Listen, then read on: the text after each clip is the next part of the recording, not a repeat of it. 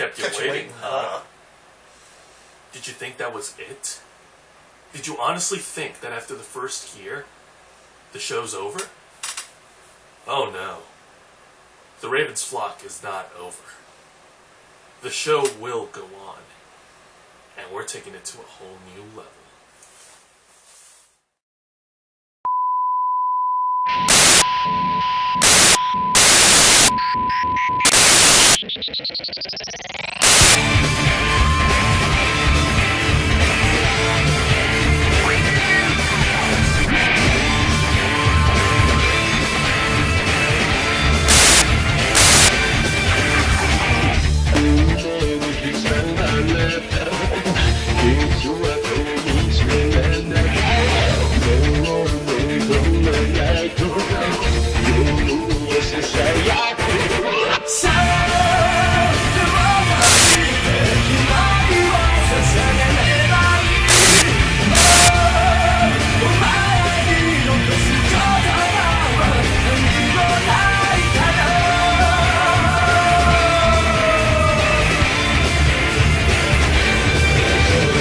Did you like that? That was pretty good, eh? I liked it a lot. Alright, everyone. Thank you very much for sticking with us once again. In all seriousness, welcome back. This is the second year of the Raven's flock. Deuces! He hates that word. I just don't understand why people use it. Deuces, swag. I mean, okay, none of us use swag. Not a single one of us use swag. If you use swag, I will eat you. What if I use the word swagger? Swagger is where it came from. The original word is fine. That can be used. However, swag, no. Otherwise, we will stab you to death and eat your children in front of you. Anyways, back to the subject. Just kidding. We'll just eat your children. Yeah. Now, since we are starting in this new year, with new year comes new stuff. We're going to be adding more segments. We're going to be going to more conventions. We're going to throw more random humor your way. Why? Because we're really bored and we need to pad this We will piece out more non sequitur that you can possibly handle. Of course. Literally. Seriously, take a look at this motherfucker. Wait, what? I don't know, just why not? Okay, fine. Yeah, exactly. Anyway, the topic that we're about to talk about, and I will mind you, this topic was supposed to be addressed at the last episode of last year, but I've already explained what happened, so we don't have to go open up that can of worms. Yeah, we didn't even mention it, and we're actually interchanging it with another one that should have been done, but was also deleted for other reasons of people being people. In our defense, we were close to the end of the year, and with the celebrations and the food being prepared, a lot of things got in the way. I'm still getting DUIs in the mail. So are you, by the way. Yes, I know you have no car. Don't worry about it. Angel, it's okay. I've got a warrant for 3 states now. Okay, fantastic. Wow. Jesus Christ. Which 3 states? I want to know. I'm gonna find that goddamn paper where we wrote our resolutions, and I'm gonna find out what the hell we did that night. Yeah, right. One day I will find out. The topic that we're about to talk about, the topic that has been prolonged for months until now, is convention wars, or con wars, to put it short. Con wars. Now, gentlemen, when we think of con wars, what comes to your mind? Angel? A lot of power play behind the scenes, and a lot of favoritism, and a lot of broken hearts. It's the pettiest rivalries, it's the pettiest forms of backstage personal politics that you can imagine. It puts Capitol Hill to shame. Of course. And that's saying a lot. This is the kind of shit that makes the Breaking Time riots look like a kindergarten brawl. Exactly. Now, don't get me wrong, I relish the spirit of competition between conventions. And I relish people hating each other. Competition is good. It's what gave us the Monday Night Wars. Any of you who's a wrestling fan knows what I'm talking about. Those of you who don't, screw you! Competition in general is okay. It gives you a reason to strive and become better. So you can tell the other guy, ha ha! That's how much you suck compared to me. Now, and other authorities do this. Unfortunately, with competition, kind of leads to, let's see, a myriad of things. Personal politics, grudges. Like, a lot of backstage BSing. And a lot of people get dragged into the crossfire, without wanting to be involved in it, and they get completely trampled over by the people who are pulling the strings behind every doll. It's really sad that it gets that far. You know, Just like a real war when you think about it. except everyone's in costumes with weapons and mallets and buster swords. And Just like a real war when you think about Just like a real war. except people have machine guns and they have sorcery, weapons and okay, who am I kidding? It's like a real war. It's just like a real war. it. But, just like a real war, there's always a chance for peace. Of course.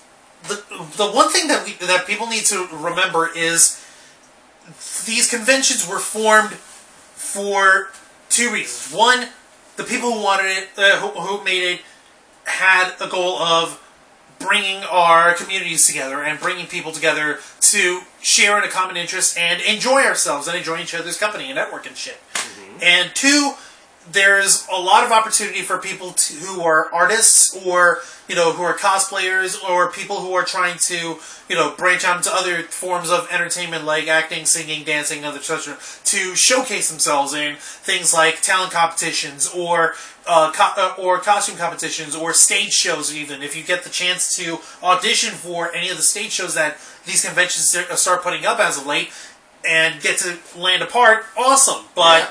That gives you a chance to showcase your talents. But there's obviously going to be times when you don't get picked, and that's fine. That's the nature of the beast. But it's one thing to be not chosen because you weren't suited for the role. It's another thing entirely when you're not chosen because the role was pre-selected for someone else, and the audition was more of a formality to show off a sense of it, impartial. I'm not a fan of pre-casting, so I'm with you on this one 100%. Nice. And another mistake is that I've noticed, they make it public, the pre-casting. You should not. Like they almost brag about it in a way. They're not even pretending they're not giving you a chance. I know. It's seriously. It's sad. And what I'm trying to say on that part is that a lot of times. You don't find out until after you've been either accepted or rejected that there was some sort of pre-casting involved. Yeah. And usually when there's some sort of, any kind of pre-casting, there's a sense of, there's a whole lot of things of it saying that not only were you not chosen because this other person was, but you weren't even in the running. Yeah. That is particularly insulting when you think about it because not only does it mean that you are put out of the race. Mm-hmm. You never had a chance to start with in the first place. It outright ignores all the effort you put in your costume, all the effort you put into understanding the character you're dressing as. And everything, okay, if you go in there and you try it out and you didn't make it, okay, fine. Sometimes it happens. You gotta have thick skin for that. Of course. But if you go there and you try out and you find out that you might as well never have tried at all, that's just brutal, man. That is just unfair on both accounts. What's really funny is that there's even been points. Like, we're not going to say names or name people or point fingers. Especially you, Thomas! Especially you, Greg! Brian. By the way, none of us know who the hell Thomas, Greg, or Brian But it was worth it to see Thomas, Brian, and Greg jump over the fuck you are. We know you, don't forget. However, we digress. That is the rule of the Ravens flock. We will not name names, point faces. Privacy and all that shit. Exactly, in the interest of keeping everyone safe. But for the sake of it, if you know which conventions or which people who are in charge of those conventions or people who are participating in those are involved, then that's up to you guys. We're not going to say it or anything. We're stating these in general senses for everyone to get an idea of what's going on. We are showing you the door. It is up to you whether you want to kick it down and scream at the people inside. Exactly. Especially if you know who built the door and who's on the other side of that door. That's the point I'm trying to make. If you know who we're talking about, if you know what we're talking about, more power to you. If you want to talk amongst yourselves on our comments about the controversies that we bring up, feel free. But for the record, you can't hold us culpable for anything, because we're throwing this out as an idea. We're throwing this out for the sake of starting this discussion, because nothing's going to get resolved if there's no one who's willing to talk about it.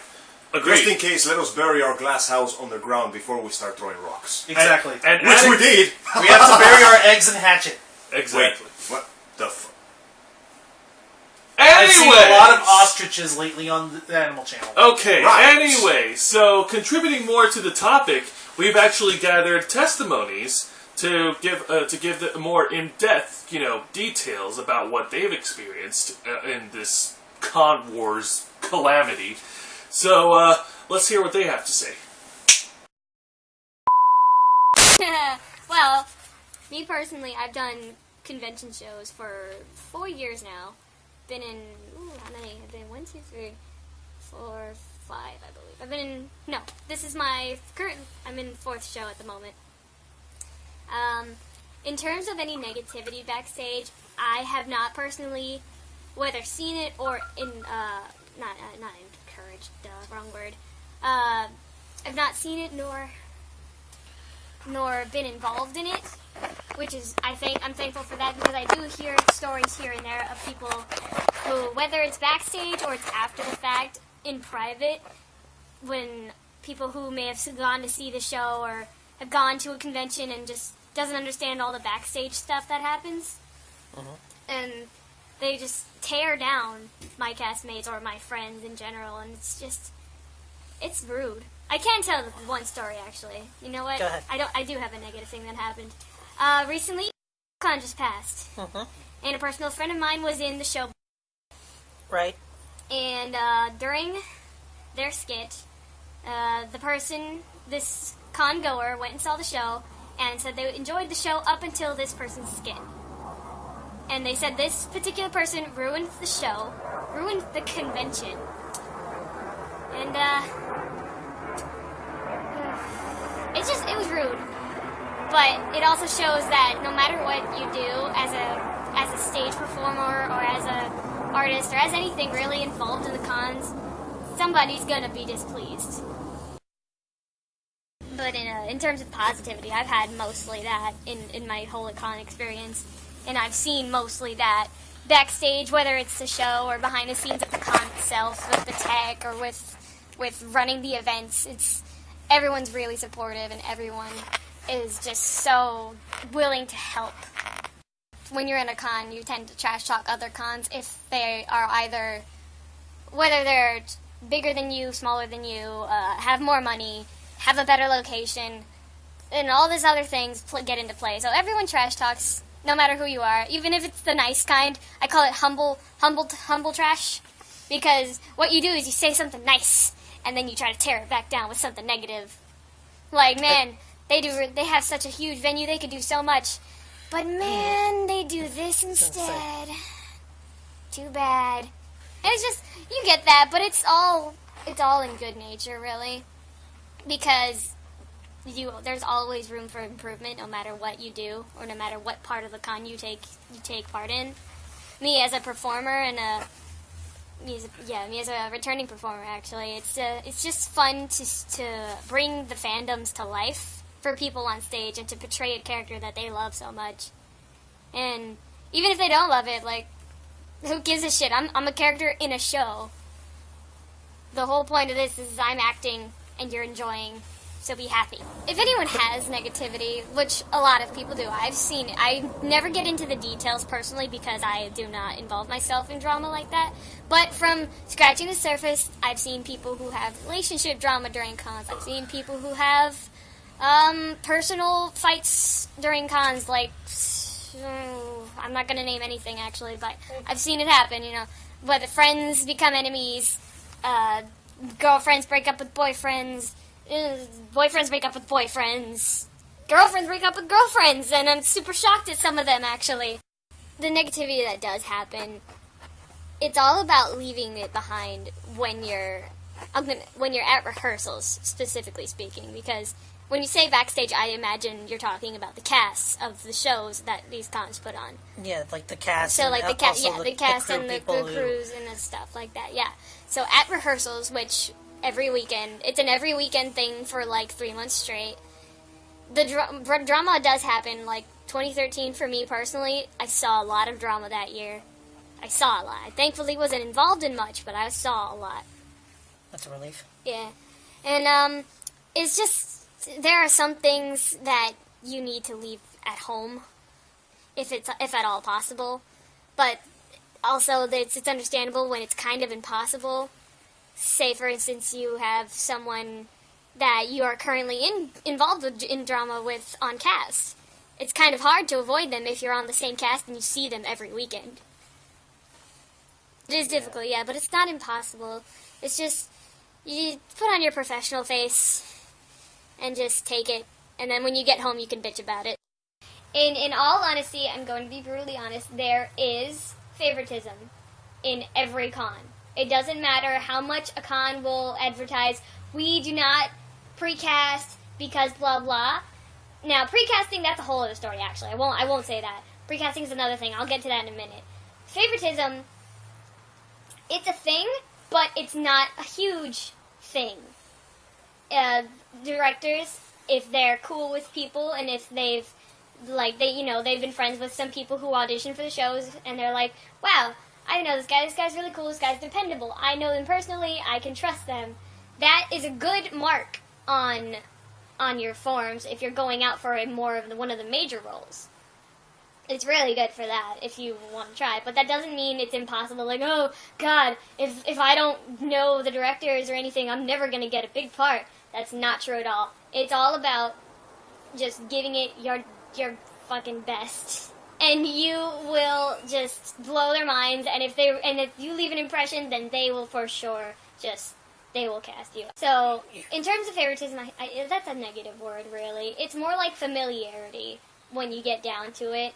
Because, yeah, some of us on cast who are veterans, we're friends with the directors. We know them in varying degrees to a personal level. But that doesn't mean we automatically get a place. There have been, of the shows I've done, I've seen veterans who were not cast at all in a show. And I'm talking like this con has been going on for three plus years, and they did not get cast at all, not even as a stagehand. And they were wrecked about it, and they were just devastated. And it's just, it doesn't matter who you are or what you do. You can get in as long as you want it, and as long as you try your hardest. Now, in terms of precasting, I personally don't believe that they do that. The only roles that I know of that are precasted are assistant director roles, because it's very specific, and they have a specific person they need for that. And that's the only thing that I know of that is a thing in precasting. I'm saying thing a lot. That's my special word, forgive me.